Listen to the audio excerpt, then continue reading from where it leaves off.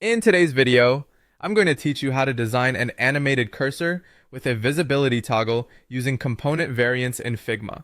We'll be exploring how to craft a thin vertical rectangle that serves as our cursor and then take it a step further by setting up animated transitions between different states. This process is great for those looking to add a little extra polish to their designs, and it's a fantastic way to familiarize yourself with Figma's capabilities for interactive components. So let's get started. First, we need to create the base shape of our cursor. Imagine a thin, elegant vertical rectangle that will act as a visual beacon on your design. Keep it slim but noticeable enough to function clearly as a cursor. You might want to adjust its color to suit your design's theme, making sure it's visible against various backgrounds for optimal functionality across different designs.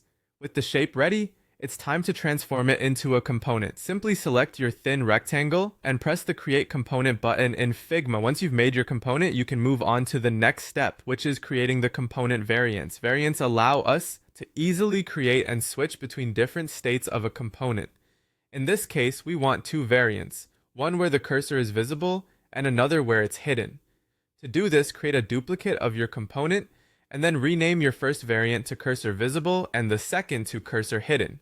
In the cursor hidden variant, simply reduce the rectangle's opacity to 0 or hide it completely, depending on your preference.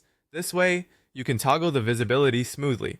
Next, let's set up our Smart Animate transition between these two variants. Smart Animate is a powerful tool in Figma that detects changes between properties in your frames and creates smooth transitions between them. Head over to Prototype mode in Figma, where you'll connect your two component variants. Click on the cursor visible variant and drag the prototyping arrow to the cursor hidden variant to establish a transition. Select Smart Animate from the animation options and make sure the transition is set to loop. This ensures that whenever the cursor state changes, Figma animates the transition smoothly. Finally, you need to decide on the trigger for this animation. You can choose to activate the animation either when a user clicks, creating an interaction, or on page load to have the animation happen automatically. This choice depends on how you want the user experience to unfold in your design. And there you have it. You've successfully set up an animated cursor with a visibility toggle using Figma.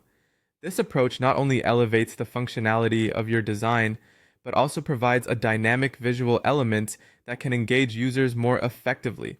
Don't forget to test your prototype to ensure everything operates seamlessly. Thanks for tuning in and